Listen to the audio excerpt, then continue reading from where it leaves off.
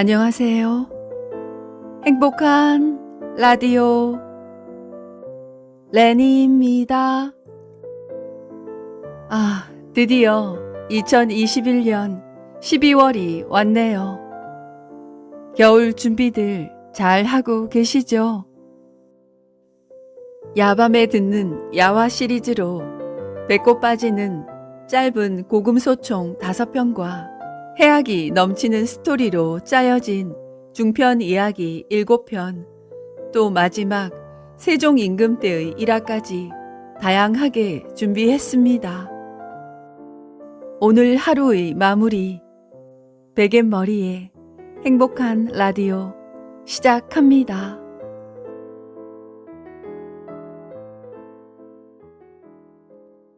첫 번째 이야기, 살꽁지 빠진다. 옛날 어느 작은 마을에 처녀 총각이 살았다. 하루는 총각이 나무하러 산에 가보니 처녀도 마침 나무를 캐러 와 있었다. 주위를 둘러보니 사람들은 아무도 없었고 딱 2사람뿐이었다. 총각은 은큼한 생각이 들어 수작을 부리기 시작했다. 너 나물 다 캤니? 응, 너 나무 다 했어? 그럼 우리 점심이나 먹자. 둘은 자연스럽게 적당한 곳에 자리를 잡고 가지고 온 점심 보자기를 풀었다. 그런데 총각은 뭘 좀 알았던 모양이지만 처녀는 맹한 구석이 있어서 남녀의 일에 관해서는 전혀 몰랐다. 총각이 넌지시 말했다. 저 옹달샘에 가서 물을 좀 마시려고 하는데 나를 좀 붙잡아 줄래? 그래. 총각은 그 대답을 듣더니만 갑자기 옷을 벗기 시작하여 알몸이 되었다. 아이, 물을 마시는데 옷은 왜 벗어? 처녀가 묻자 총각은 이렇게 둘러대었다. 아이, 물을 마시다가 혹시라도 물에 빠져서 이 옷을 적시면 어떻게 입어? 그래서 미리 벗는 거야. 그렇구나. 총각은 넙죽 엎드려 물을 마시다가 뒤를 향해 처녀에게 소리쳤다. 아이, 물을 마시기가 너무 힘이 들어. 여기 내 다리 사이에 살꽁지가 하나 달려 있지? 그걸 꼭 잡아다오. 그렇지 않으면 물을 못 마시겠다. 처녀는 뭣도 모르고 그 문제의 살꽁지를 잡았는데 처음에는 한 손으로 잡았지만 살꽁지가 자꾸 굵어지니까 2손으로 잡았는데도 점점 더 굵어지기만 할 뿐이었다. 처녀는 당황하기 시작했다. 아이고, 살꽁지 터진다. 아이, 물 좀 그만 마셔라. 살꽁지 터진다. 살꽁지 터진다니까. 그래, 꼭 잡아라. 터지기 전에 꼭 잡아라. 잘못하면 빠지니까. 하더란다.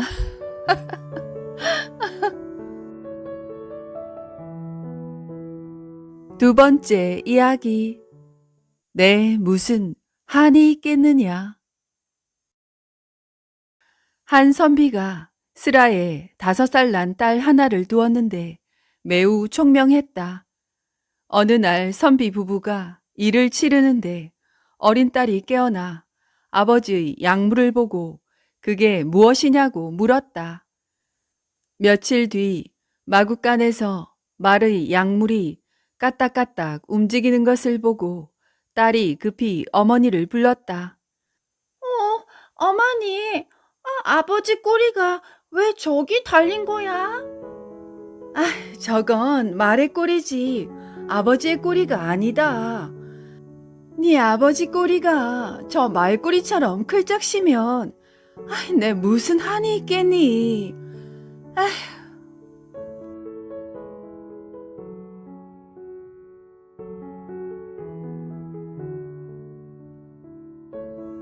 세 번째 이야기. 하룻밤을 못 봤다고 눈물까지 흘리느냐. 어느 부부가 있었는데 아내는 배를 짜고 남편은 장에 나가 배를 팔아 생계를 유지했다. 어느 날 배를 판 돈으로 홀랑 술을 사 마셔버린 남편은 아내에게 야단 맞을 것을 고민하다가 급기야 한 가지 장꾀를 냈다. 자신의 그것을 뒤로 젖혀 전대로 꼭 올감해 없어진 것처럼 하고 귀가했다. 술 취한 남편이 요 위에 눕자 남편의 사타구니를 만지던 아내는 깜짝 놀라 그것이 없어진 연유를 물었다. 아이, 에그머니. 아이, 그거 어디 갔어요? 술을 마시다가, 돈이 모자라. 술집에 잡혀놓고 왔어. 하고 천연덕스레 대답했다. 아내는 밤을 새워 배를 짠 뒤 아침이 되자마자 배를 내주며 당장 그것을 되찾아오라고 성화였다. 남편은 옳았구나 하고 신이 나서 장에 나가 배를 팔아 또 술을 사 마시고는 전대를 풀고 집으로 돌아왔다. 아내는 남편을 눕혀놓고 옷을 벗긴 뒤 확인을 한 다음 아이, 이렇게 좋은 것을 술값에 잡히다니. 하며 애지중지 한참 쓰다듬고 만지고 하였다. 그러자 힘차게 솟아오른 남편의 그것이 그만 꺼이꺼이 출루를 하는 게 아닌가. 이를 본 아내는 아, 하룻밤 좀 못 보았다고 이렇게 반가워하면서 눈물을 흘리고 껐덕껐덕 인사까지 하는구나 하고는 감격하였다.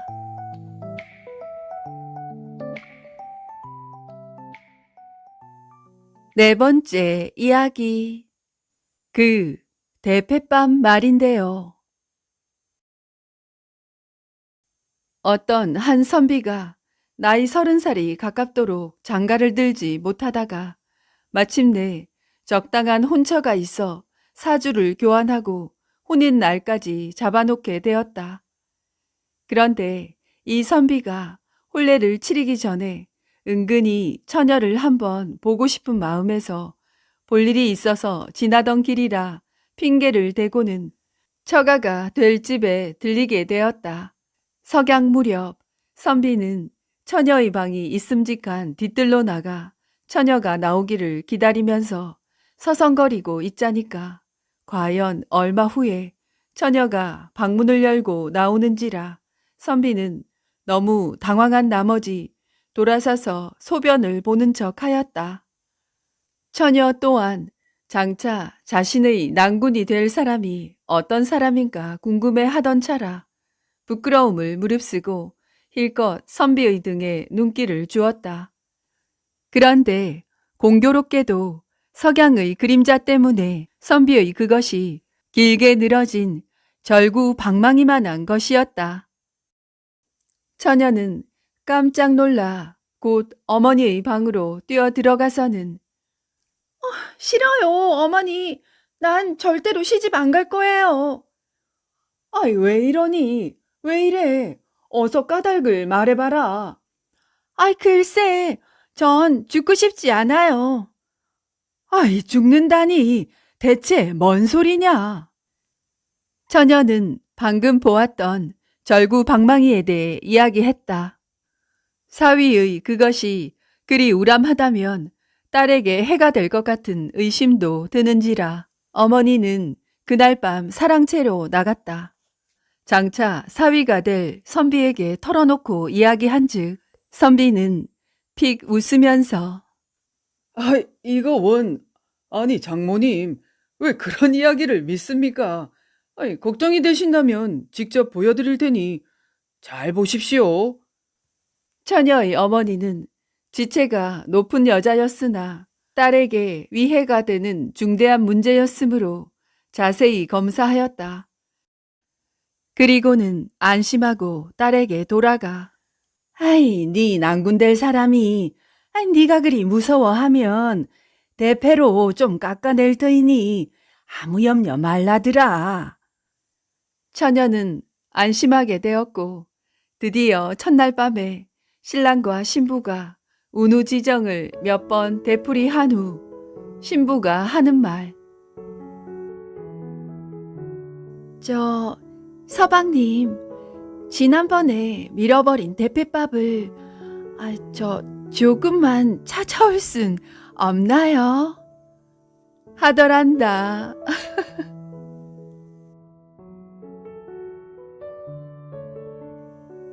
다섯 번째 이야기. 진정한 열려로다. 쥐야장천 여색을 좋아하여 밖으로만 놔두는 한 양반이 있었다. 어느 날 밖에서 들어오다가 부인 곁에 검정 물을 들인 못이 한 필이 있는 것을 보고 물었다. 이 검은 배는 어디다 쓸 것인데 부인 자리 곁에 놓았소? 부인은 정색을 하고는 말했다. 대감께서 여러 첩한테에 빠져 저를 원수처럼 대하시니 저는 살아갈 낙이 없습니다. 하여서 결연히 비구니가 될 마음을 먹고 이것을 물들여 왔습니다. 양반이 대답하길. 오, 그것이 진심이요. 내가 여색을 좋아하여 기생, 여의사, 양반, 천민, 참모, 친모, 여종 할 것 없이 얼굴이 곱기만 하면 다 사통하여 왔으나 그 여승은 아직 단 한 번도 가까이 해보질 못했는데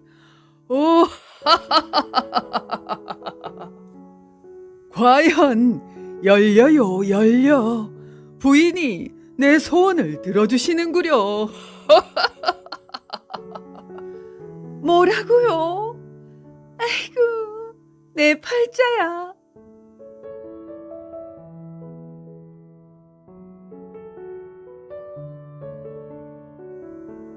여섯 번째 이야기. 대박골의 두 집.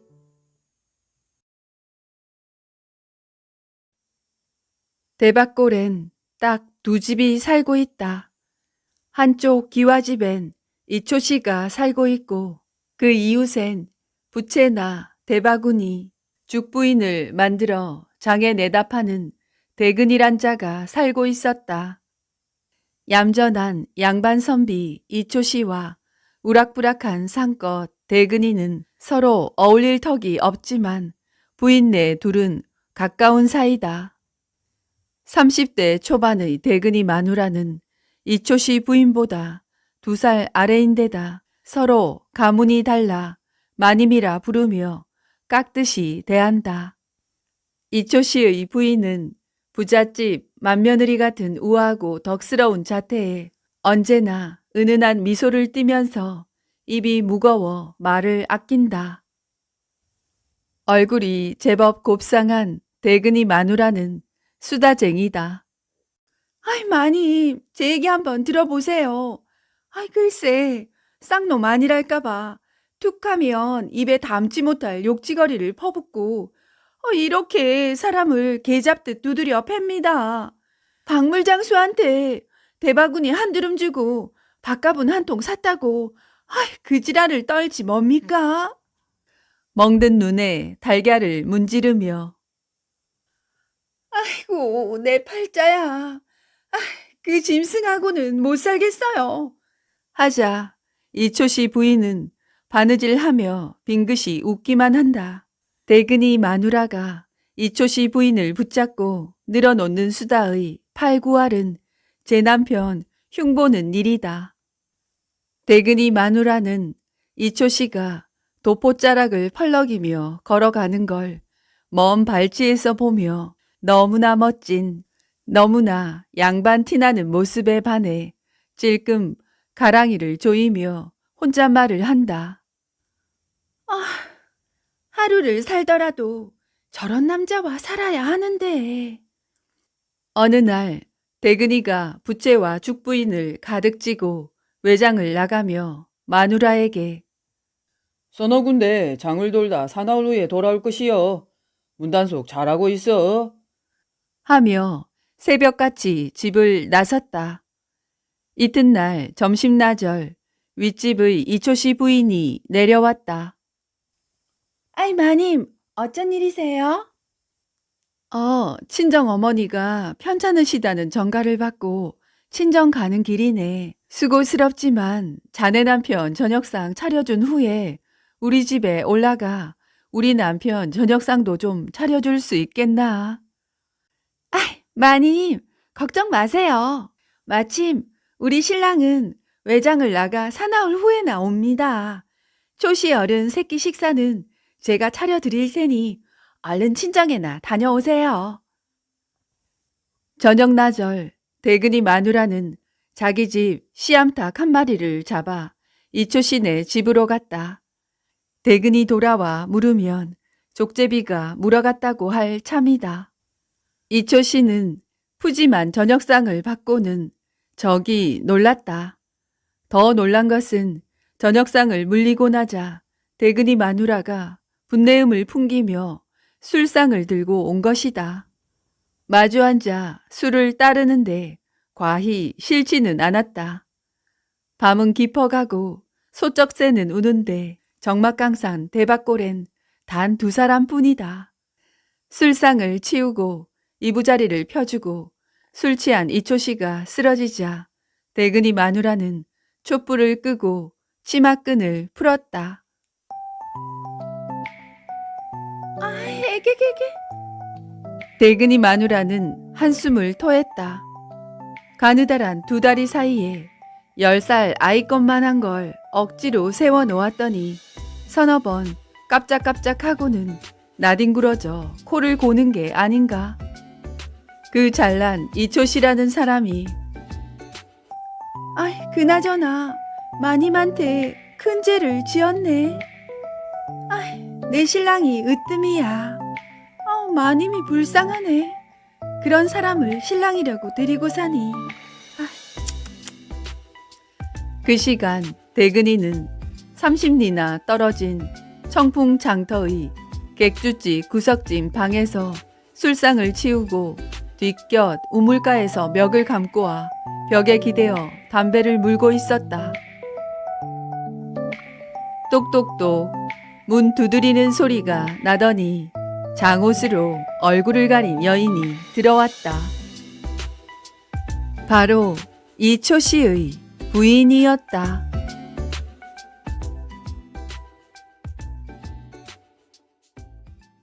7번째 이야기. 털보와 마누라. 동짓딸이 되면 천석군 부자 배진사댁 사랑방은 법석거린다. 배진사는 양반으로 학식이 높고 부도 넘치지만 가슴은 차갑다. 그래서 배진사 집에서 한 해 머슴살이를 하고 나면 세경을 받아 떠나버리는 게 다반사다. 부창 부수라 안방 마님 역시 대갓집에서 시집와 조신하지만 인정머리가 없었다. 몸종 참모가 툭하면 나가버리는 것이다. 배진사가 면접을 하다가 한 부부를 보고 자세를 고쳐 앉았다. 30대 중반의 남자는 건장한 몸에 수염이 덥수룩했고 마누라는 얌전하지만 미모가 빼어났다. 그래, 여기 오기 전에는 무엇을 했는고? 한양 북촌 성대감댁에서 행랑아범을 했습죠. 집사람은 노마님의 수발을 들며 주로 지압과 안마를 했습니다. 보료에 비스듬히 기대 있던 진사가 상체를 일으키며 반색을 했다. 그거 잘 됐네. 내가 허리가 안 좋은데 지압을 받으면 좀 낫겠는가? 털보 서방이 미간을 찌푸리며 대답을 못하자 예, 나으리. 남녀 몸이 서로 다를 바가 없습니다. 라며 마누라가 당돌하게 나섰다. 그래. 자네는 그를 깨쳤는가? 진사가 묻자 털보가 대답했다. 어릴 때 조부님에게 동몽선습과 사자소학을 배웠습니다. 그래? 배진사가 크게 놀라며 고개를 끄덕였다. 자네는 우리 집 살림을 맡아 집사로 일하게. 진사는 털보 내외의 살림집을 대문 코앞에 마련해줬다. 털보가 치부책을 손수 일일이 만들어 곡간 재고량과 전답의 목록, 소작인 인적 사항 등을 엮어 진사에게 보였다. 진사는 고개를 끄덕이며 크게 만족했다. 털보 마누라는 지압을 아주 잘했다. 지압을 받고 난 진사가 아이고, 좋아, 좋아. 몸이 날아갈 듯 하네. 하면서 주머니에서 한 양을 꺼내 털보 마누라에게 쥐어줬다. 진사가 털보 마누라를 부르는 횟수가 잦아졌다. 한 번은 진사가 엎드려 목지압을 받다가 꿇어앉은 털보 마누라의 터질 듯한 엉덩이를 쓰다듬었다. 별 반응이 없어 이번엔 슬슬 주무르기 시작하자 털보 마누라가 진사의 손목을 잡아 제자리에 갖다 놓았다. 그날은 돈양을 집어주자 털보 마누라는 배시시 웃으며 나갔다. 다음 날부터는 엉덩이를 만지는 것은 예산일이 되었고 손은 털보 마누라의 치마 밑으로 드나들기 일쑤였다. 안방 마님에게 털보 마누라는 눈의 가시다. 배진사가 지압을 받고부터는 2달이 지났는데도 안방으로 발걸음조차 없는 것이다. 하루는 안방 마님이 사랑방으로 배진사를 찾아가 말했다. 날이 글피가 친정아버님 생신입니다. 함께 가셔야겠지요. 그러자 배진사가 서슴없이 대답했다. 부인만 다녀오시오.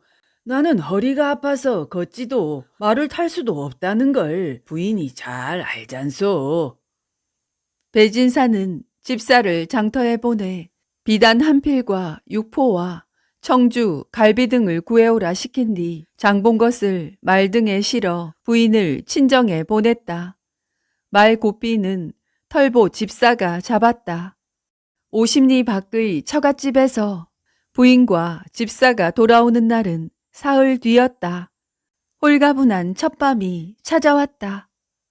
지압을 하러 사랑방을 찾아온 털보 마누라의 분냄새에 벌써 배진사의 하초는 뻐근해졌다. 허벅지 지압을 받다 말고 배진사는 벌떡 일어나 동꾀미를 치마폭에 던져주고 후 하고 촛불을 껐다.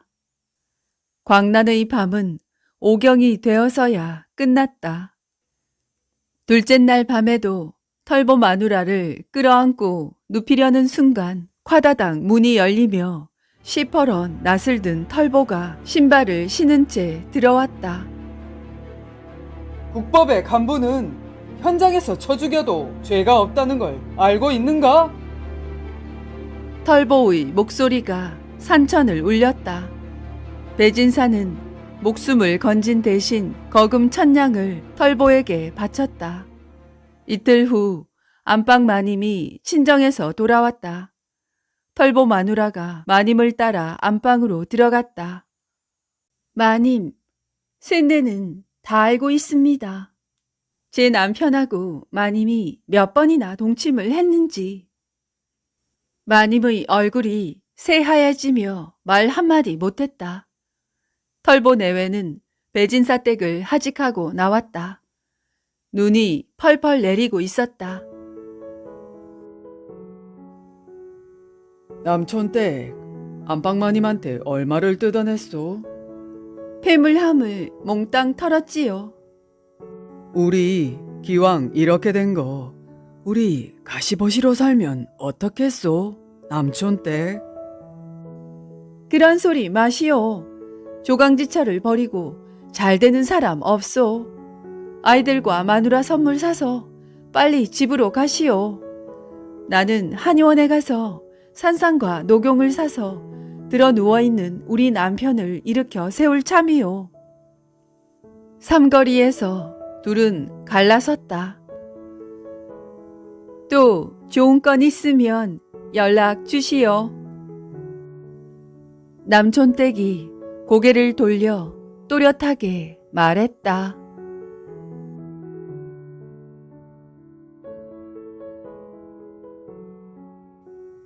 8번째 이야기. 맨손으로 얻은 재산.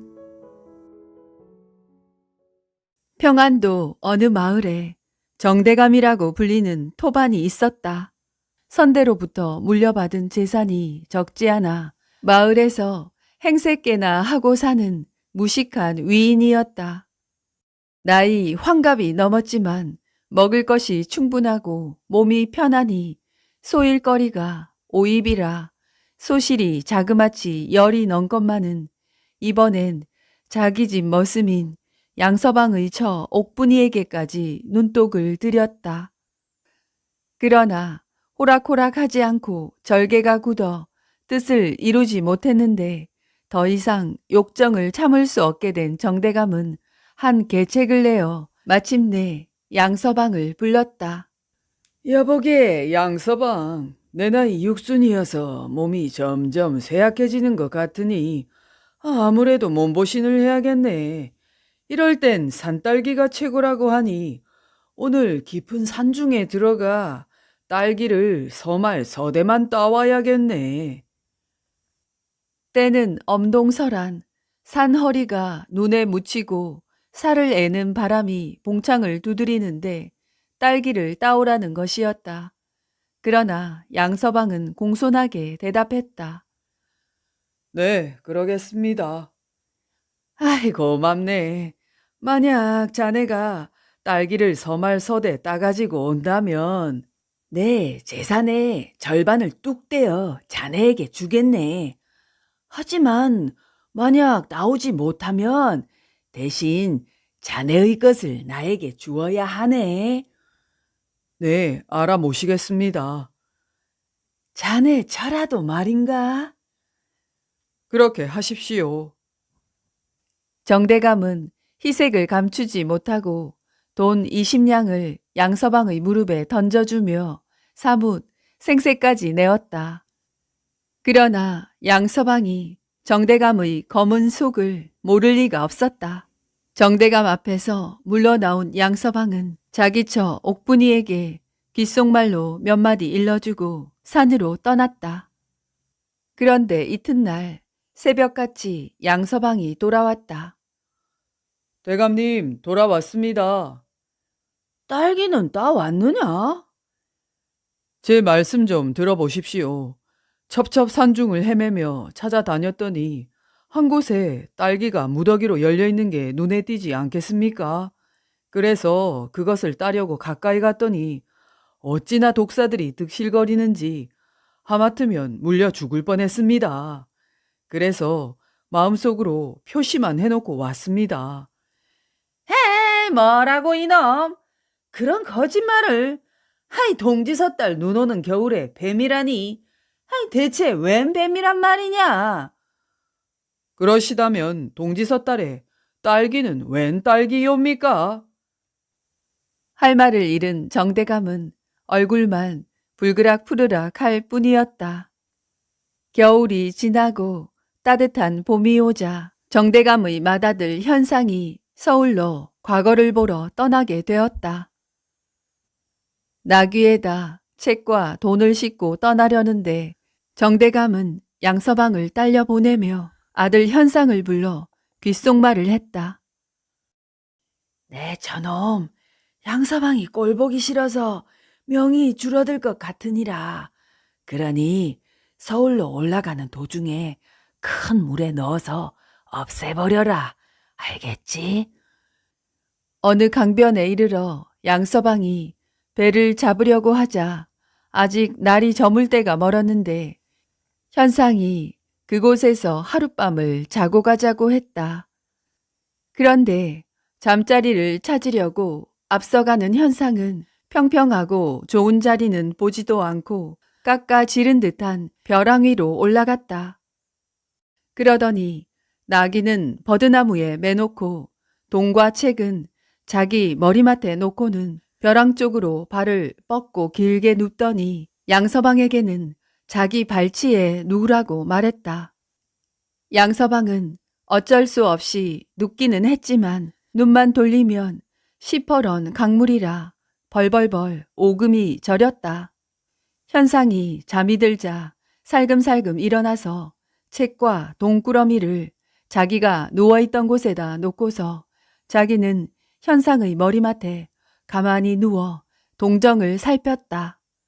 시간이 한참 흘러 이경 정도 됐을 무렵 잠을 자던 현상이 눈을 번쩍 떴다. 그리곤 기지개를 켜는 척 하면서 자기 발밑에 있는 것을 두 발로 힘껏 차버렸다. 첨벙하고 물소리가 났고 양서방은 등에서 식은땀이 솟았다. 현상은 이내 잠이 들었는지 조용해졌다. 놀라움에 잠을 설치다 새벽녘에 깜빡 잠이 들었는데 갑자기 현상이 대경실색하여 외치는 소리가 들렸다. 아이, 아니, 이게 어찌된 일이야? 아이, 왜 그러십니까, 도련님? 아이, 돈과 책이 없어졌네. 돈과 책이. 네, 간밤에 생각하니 아무래도 귀중한 책과 돈을 언덕 쪽으로 두고 자는 게 불안해서 도련님 발밑으로 옮겨놓았는데, 도련님이 잠결에 물속에 차 넣은 모양이군요. 양서방은 뻔뻔하게 살아있고 돈과 책만 잃은 현상은 분해서 이가 갈릴 지경이었다. 그쯤 되었으니 과거도 다 본 셈. 자기가 한 짓이 있어서 양서방을 크게 꾸짖지도 못하고 현상은 힘없이 발길을 돌렸다. 간밤부터 내내 요기를 못한 그들은 읍내에 들어서니 우선 요기할 생각밖에 나지 않았다. 현상은 주머니에 얼마간 남은 돈이 있어서 궁하지는 않았으나 가뜩이나 미운 양서방에게 밥을 사줄 생각이 날 리가 없었다. 현상은 양서방에게 나귀 고삐를 꽉 쥐어주며 말했다. 여보게, 나는 잠깐 읍내에 있는 친구들 만나고 올 테니 자네는 여기서 나귀 고삐를 꼭 잡고 있게나. 참, 그리고 눈을 꼭 감고 있게. 이곳은 불량배들이 많아서 눈 한번 잘못 마주쳤다가 몰매를 맞을 수도 있으니까 말이야. 현상이 가고 난 뒤 양서방이 갑갑증이 나서 살그머니 눈을 뜨고 둘러보니 현상이 혼자 주막집으로 들어가는 것이 보였다. 화가 난 양서방이 사방을 휘 둘러보니 마침 점잖게 생긴 노인 하나가 지나가고 있었다. 여보시오, 노인어른. 왜 그러시우? 저는 평안도 사람으로 서울에 가는 도중인데 그만 노자가 다 떨어져 이 나귀를 팔기로 했습니다. 아주 싸게 팔 테니 사십시오. 얼마에 팔겠소? 열량만 주시오. 노인이 나귀를 살펴보니 열량이라면 너무 싼 값이었다. 그래서 선뜻 열량을 내놓고 나귀를 데리고 가는데 양서방이 뒤에서 그를 불렀다. 어르신, 이제까지 끌고 다니던 나귀를 팔았더니 섭섭하기 그지였군요. 그 나귀 고삐를 한 뼘만 잘라주시겠습니까? 노인은 나귀 고삐를 잘라주고는 나귀를 몰고 갔다. 현상이 배를 두드리며 주막집에서 나와 아까 그 자리로 돌아왔다. 아니, 나귀는 어디 갔나? 어디 가긴요. 여기 있겠습죠. 이놈아, 눈을 뜨고 똑똑히 봐라. 양서방은 그제서야 눈을 뜨고 크게 놀라는 신용을 하며 혀를 찼다. 이 제기랄. 어떤 놈이 고삐만 자르고 나귀를 훔쳐갔군. 도련님이 공연히 눈을 감고 있으라고 했기에 이렇게 되지 않았습니까? 네 참. 그대로 집으로 돌아가면 아무래도 꾸중을 면치 못하리라고 생각한 현상은 궁하지만 주머니 돈으로 서울로 가리라 마음먹고 양서방만 그대로 돌려보낼 생각을 했다. 양서방이 또 무슨 조작질을 할지 몰라. 네 이놈, 저고리를 벗고 냉큼 뒤로 돌아서거라. 양서방이 저고리를 벗고 돌아서자 현상은 붓에다 먹을 흠뻑 적셔 그의 등에 이렇게 썼다. 경계. 이놈으로 인하여 읽지 않을 책과 돈과 나귀를 잃었으니 집에 돌아가는 즉시 죽여버리시옵소서. 집에 돌아가거든 곧 대감에게 등을 보이라고 이르고 현상은 곧장 서울로 향했다. 양서방은 아무리 생각해도 자기 등의 글이 자기를 칭찬하는 내용은 아닐 것 같아 마침 지나가는 중을 불렀다. 아, 스님, 무례한 청이오나 이것을 좀 봐주십시오. 웃 저고리를 벗고 등을 돌려대자 중은 그 내용을 읽어주었다. 아, 스님, 단양을 시주할 테니 이 글을 지우시고 제가 부르는 대로 고쳐 써주십시오. 그리하지요. 경계. 양서방으로 인하여 잃을 책과 돈과 나귀를 얻었으니 집에 돌아가는 즉시 기와집 한 채와 논밭을 주어 잘 살게 하여 주시옵소서. 양서방은 의기충천하여 집으로 돌아와 대감에게 그 글을 보여주었다. 당연히 죽었으리라 믿고 얼마 후엔 옥분이를 소실로 맞아들이려고 작정하고 있던 정대감에겐 청천벽력과도 같은 소리였다. 그러나 아들의 간청이니 어찌할 것인가. 울며 겨자 먹기로 재산을 떼어주니 어여쁜 아내와 함께 일생 동안을 궁색하지 않게 살았다고 한다.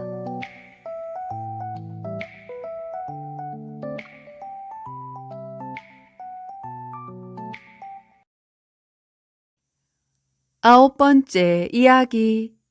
3월이. 충신 유대감이 억울하게 누명을 쓰고 사약을 받았다. 가솔들은 물론이고 노비들도 하늘이 무너질 듯한 청천벽력에 대성통곡을 하였다. 어질고 대범했던 유대감은 생전에 한 번도 노비들에게 매를 대지 않았고 심한 꾸지람을 하지 않았다. 충신인 유대감을 몰아낸 붕당의 수계였던 권대감은 유대감 댁 노비 6을 자기 집으로 데려가 문적을 바꿔버렸다. 남정네 2과 계집종 4은 권대감 댁 노비가 되었지만 마음은 아직도 죽은 유대감에게 가 있어 툭하면 모여서 눈물을 흘렸다. 그러나 계집종 중에서 가장 어리고 얼굴이 반반한 3월이는 슬픈 기색 하나 없이 생글생글 웃으며 권대감의 안방 마님에게 입속의 혀처럼 굴었다. 어느 날 권대감 내외가 출타했을 때 노비들이 모여서 3월이를 힐책했다. 내 인연, 네 합의가 중병이 들었을 때 유대감께서 의원을 보내 살려주지 않았느냐?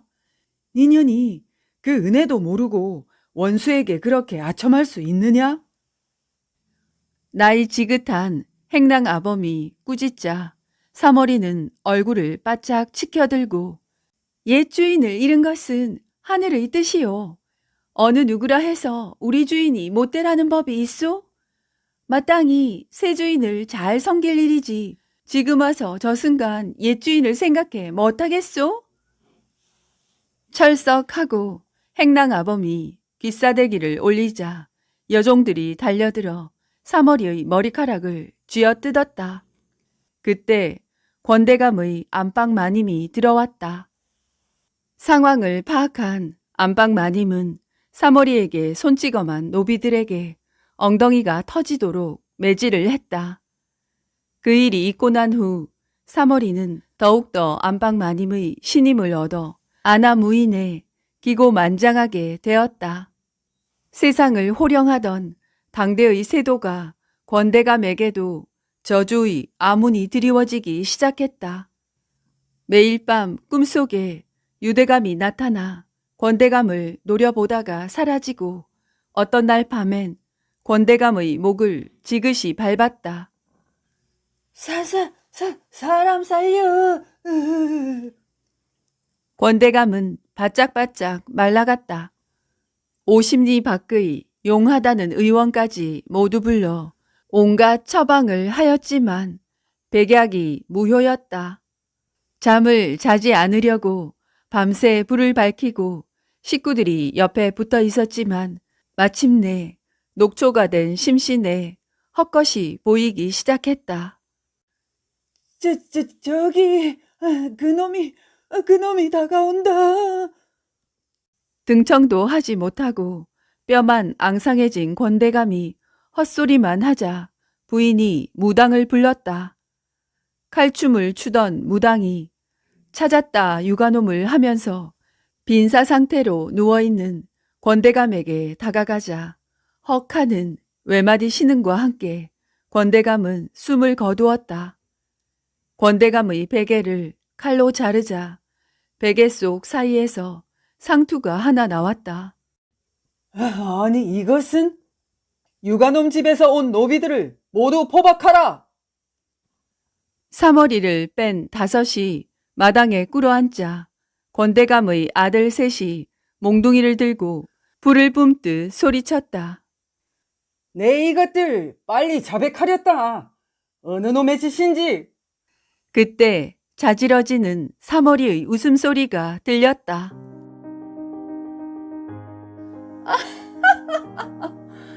원수의 베개 속에 주인의 상투를 넣은 것은 바로 나이다. 뭐라? 사머리가. 뒤로 나자빠질 듯 모두 놀랐다. 사머리의 목을 벤 권대감의 맏아들이 말하였다. 아버지를 죽인 원수지만 충절은 가상하도다. 양지 바른 곳에 상토와 함께 묘를 쓰고 엄숙하게 제를 올리도록 하라.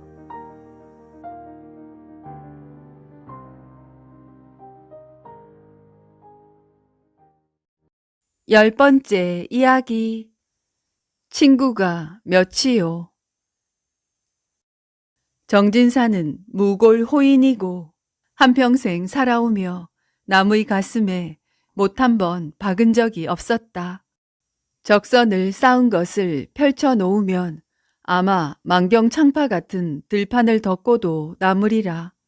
그러다 보니 선대에게 물려받은 그 많던 재산을 야금야금 팔아치워서 겨우 제 식구 굶기지 않을 정도의 중농 집안이 되었다. 정진사는 덕만 쌓은 게 아니라 재도 빼어났으며 학문도 깊었고 붓을 잡고 휘갈기는 휘호는 천하의 명필이고 고을 사또도 조정으로 보내는 서찰을 쓸 때는 이방을 보낼 정도였다. 정진산의 사랑방에는 언제나 선비와 문사들의 발길이 끊이지 않았으며 부인과 홍기찬 딸 둘은 허구한 날 밥상 술상을 차려내려 사랑방에 들락날락 하는 것이 일과였다. 어느 날 오랜만에 허법스님이 찾아왔다. 잊을만 하면 정진사를 찾아와서 고담을 나누고 바람처럼 사라지는 허법스님을 정진사는 항상 스승처럼 대했다. 그날도 사랑방엔 문사들이 가득 차서 스님이 처마 끝 디딤돌에 앉아서 기다리자 손님들이 눈치채고 우르르 몰려 나가자 스님과 정진사가 곡차상을 가운데 두고 서로 마주 앉았다. 정진사는 친구가 도대체 몇이요? 허법 스님이 정진사에게 친구가 몇이나 되는지 물어보자 정진사는 천장을 쳐다보면서 한참을 생각하더니 허법 스님에게 자랑스럽게 말했다. 얼추 일흔은 넘을 것 같습니다. 스님은 혀를 끌끌 차면서 정진사에게 말했다. 진사는 참으로 불쌍한 사람이요. 진사가 눈을 크게 뜨고 문을 활짝 열어 제치며 한눈 가득 펼쳐진 저 들판을 모두 남의 손에 넘겨주고 친구 이른을 샀다고 말하자 허법 스님은 껄껄 웃었다. 허법 스님은 친구란 하나 아니면 둘, 많아야 셋, 그 이상이면 친구가 아니라고 했다.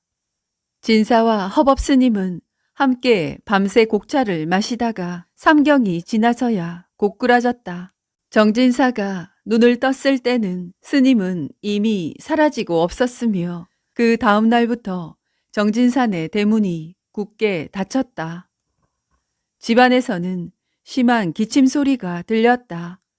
가끔 의원만 들락거려 글 친구들이 대문 앞에서 발길을 돌렸고 열흘이 가고 보름이 가고 진산의 대문은 열릴 줄 몰랐으며 늦가을 비가 추적추적 내리던 날 밤 곡소리가 터졌다. 정진사가 지독한 곧불을 이기지 못하고 이승을 하직했으며 빈소는 초라하기 짝이 없었고 진사 부인과 딸 둘이 상복을 입고 머리를 풀어 헤친 채로 침통하게 빈소를 지켰다. 정진사 생전에 문지방이 닳도록 항상 드나들던 정진사의 글 친구들은 낯짝을 전혀 안 보였는데 어떤 글 친구가 문상을 와서 설게 곡을 하더니 진사 부인을 살짝이 불렀다. 그는 진사 부인에게 상중에 이런 말을 꺼내서 송구스럽지만 워낙 급한 일이라고 하며 자신의 품속에서 봉투를 꺼내어 진사의 미망인에게 전하자 봉투를 열어보니 차용증이다. 진사가 100냥을 빌렸으며 입동전에 갖겠다는 내용으로서 진사의 약관까지 찍혀 있었으며 다른 한 사람 문상객은 왕희지 족작값 300냥을 못 받았다며 지불각서를 뒤밀었다. 9일장을 치르는데 어느덧 여드레가 지나가자 채권자들이 정진사의 빈소를 가득 메웠다. 내 돈을 떼어먹고는 출상을 하지 못해. 아이고, 빚도 안 갚고 저승에 도망치면 어떡해? 빈소에 죽치고 앉아서 다그치는 친구들은 낯이 익었다. 그때 스님이 목탁을 두드리며 들어와 미망인이 들고 있는 한 뭉치 빈문서를 낚아채고 병풍을 향해 고함쳤다. 스님이 정진사에게 일어나서 문전 옥답 던지고 산 친구들에게 빚이나 갚으라고 말하자 병풍 뒤쪽에서 삐거덕 관뚜껑 열리는 소리가 나더니 정진사가 걸어 나왔다. 정진사의 빚쟁이 친구들은 혼비백산 신발도 신지 않은 채 걸음아 나 살려라 도망을 쳤으며 정진사의 만류에도 불구하고 허법스님은 빈문서를 든 채 고을 사또에게로 찾아갔다. 이튿날부터 사또의 호출장을 받은 진사의 빚쟁이 친구들 모두가 벌벌 떨며 하나씩 동원들의 사또 앞에 서게 되었다. 사또의 물음에 꿇어 앉아서 머리를 땅바닥에 납작 조아린 민초 씨는 목숨만 살려달라면서 사또에게 울다시피 읍소했다. 나으리, 제발 목숨만 살려주십시오.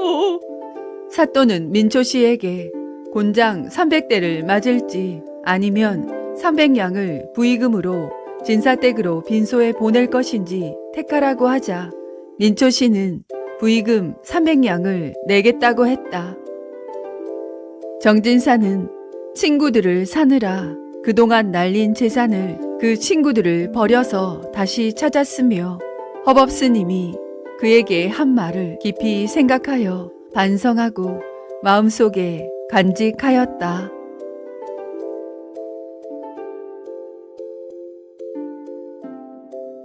11번째 이야기. 저절로 효자되다. 어스름이 내려앉은 산골짝. 다 쓰러져가는 외딴 초가 삼간에 추적추적 봄비가 내린다. 3년째 이영을 못 갈아 덮어 검게 썩은 지붕에서 빗물이 새어서 안방은 물바다가 되었다. 툇마루에 걸터앉아 쉬어 빠진 짠지 하나에 나물죽을 해먹던 변노인이 절름거리는 다리로 뒷곁에 가더니 깨어진 옹기를 들고 와 새는 빗물을 받았다. 변노인은 하염없이 낙수를 보다가 제 신세가 처량해 어깨를 들썩이며 서럽게 울기 시작했다. 멀리서 밤 소쩍새도 울었다.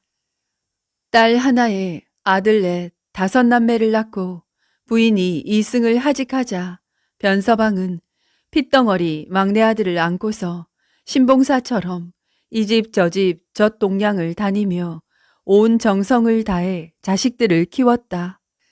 매파가 들락날락했지만 자식들이 계모에게 구박을 받을세라 새장가도 가지 않았다. 막내가 젖을 뗐을 때 변서방은 자식도 없이 홀몸이 된 누님을 집에다 데려다 놓고 자신은 보부상이 되었다. 바리바리 등짐을 지고서 산 넘고 물 건너 천리길도 마다 않고 걷고 또 걸어 멀쩡한 집신이 하루를 못 견디었다.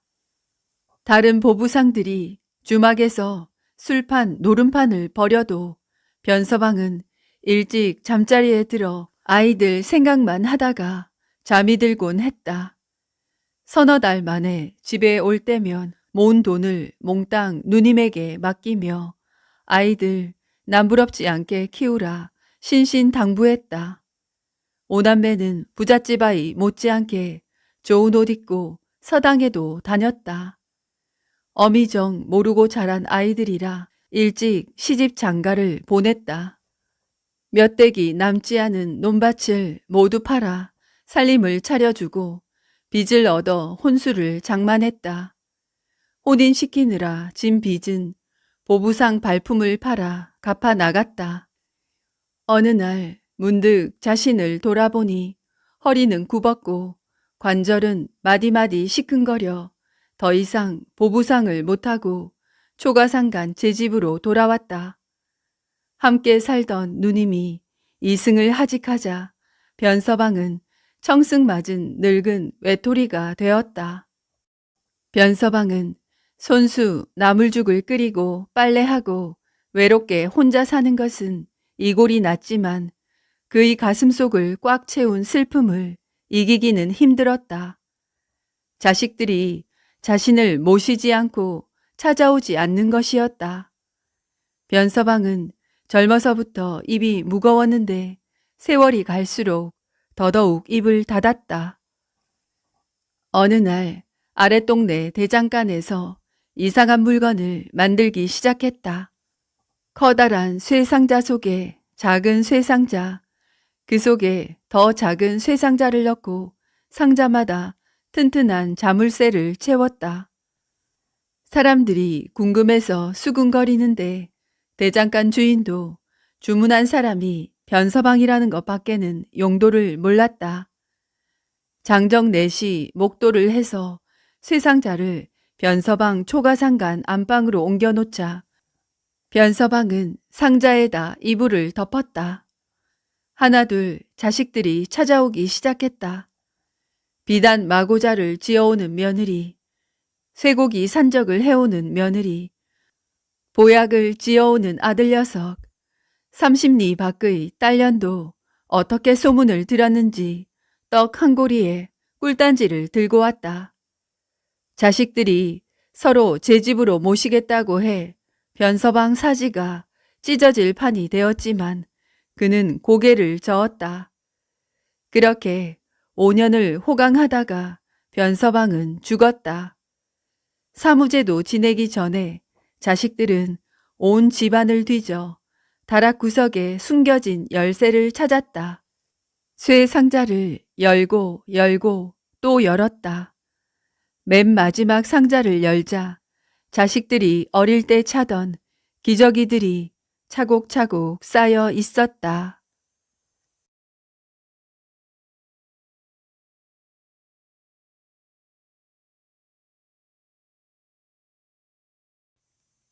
12번째 이야기. 금지옥엽이 굶어 죽을 운명이라고. 조선 초기의 왕들은 자식을 많이 낳았다.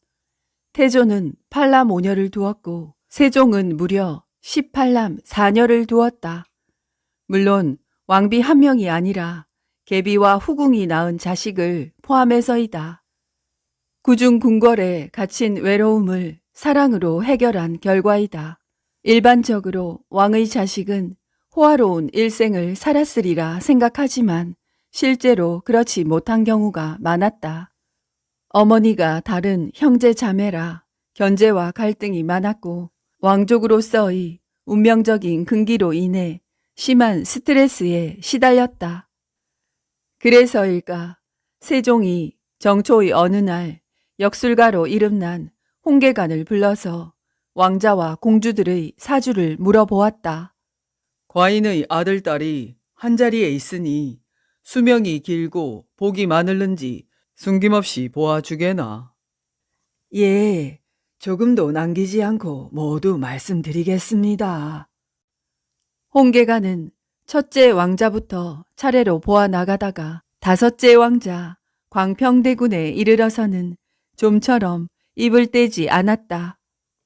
왜 말이 없는고? 뭔가 마음에 걸리는 것이 있는가? 전하, 소인이 무슨 말씀을 올려도 노여워 마시고 용서하소서. 그래, 알았으니 어서 말해보거라. 황공하오나 다섯째 왕자는 굶어 죽을 것 같습니다.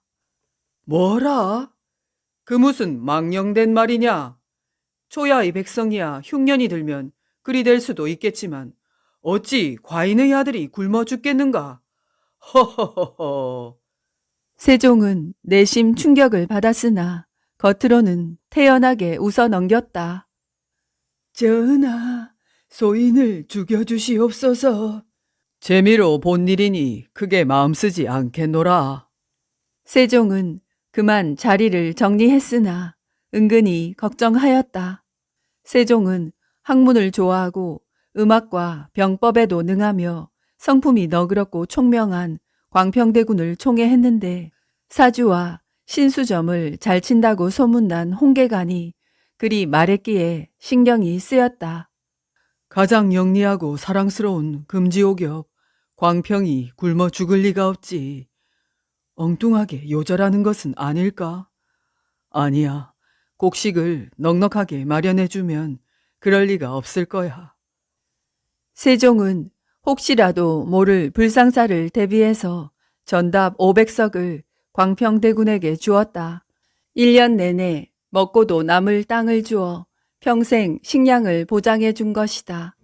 11살 때는 신자수의 딸과 혼인시켜 항시 곁에서 돌볼 사람도 일찍 구해 주었다. 그런데 광평대군이 19살 되던 1444년에 비극적인 운명이 닥쳤다. 어느 날 반찬으로 나온 생선을 먹다가 목구멍에 가시가 찔린 것이다. 밥을 먹고 물을 삼키는 등 응급조치를 했으나 가시는 쉽게 빠지지 않았다. 어이가 와서 살펴보고 장안의 용하다는 의원들이 차례로 다녀와서 여러 처방을 내렸지만 아무 소용이 없었다. 아니, 가시 하나 뽑지 못하면서 무슨 어이란 말인가? 그 많은 의원들이 요만한 일을 고치지 못한단 말이냐? 세종은 분노하여 의원들을 나무랐지만 누구도 광평대군의 고통을 해결해주지 못했다. 시간이 흐를수록 아픔은 커져서 광평대군은 밥은커녕 물도 마시지 못했다. 광평대군은 시름시름 앓다가 결국 며칠 후 굶어 죽고 말았다. 광평대군은 만 20살도 넘기지 못하고 19살의 어린 나이에 온갖 음식을 두고도 굶어서 요절했으니 운명치고는 가혹한 운명이었다. 다음 이야기도 홍계관에 대한 일화입니다. 13번째 마지막 이야기. 참을 인자 셋이면 살인도 면한다. 홍계가는 조선시대를 통틀어 가장 널리 알려진 점쟁이로서 세종 때부터 세조 때에 이르기까지 활약했다. 점술이 신통방통하여 그의 이름을 팔아먹고 사는 맹인 점술가가 많았기에 홍계가는 맹인 점술가의 시조로 여겨지고 있다. 어느 날 홍계간에게 한 젊은 선비가 찾아와 평생 신수점을 봐달라고 부탁했다. 홍계간은 점을 친 후 조심스레 말했다. 장차 천하의 이름을 떨치고 부귀할 상이요. 하지만 자칫 실수로 사람을 죽이고 그 죄로 평생을 망칠 수도 있겠소. 그렇소? 그렇다면 그 화를 피할 방법은 없겠소? 한 가지 있기는 하오만 선비께서 행할 수 있을지 모르겠소이다. 말씀해 주시오. 네, 반드시 지키리다. 그럼 참을인자를 많이 써서 집안 곳곳 눈 닿는 곳마다 붙이시오.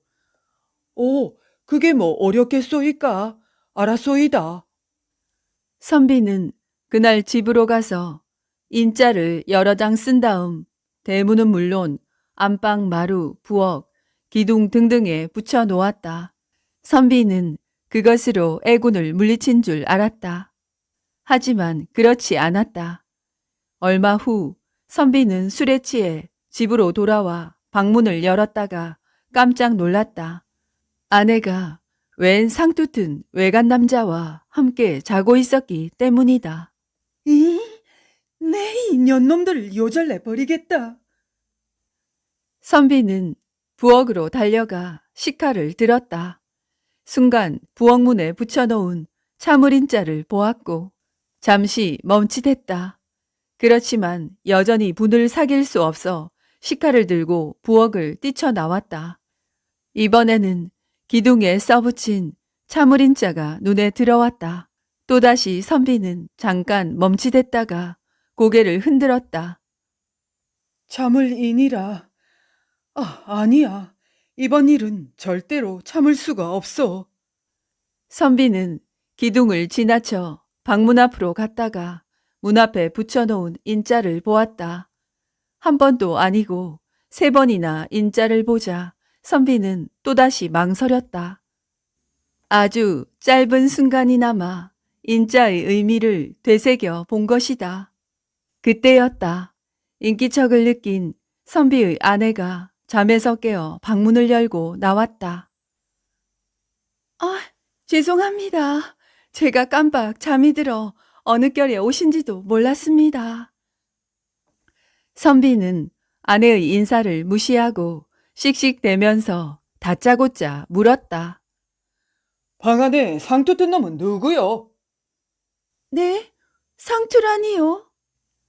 아내는 방 안으로 되돌아가 잠자는 이를 깨웠다.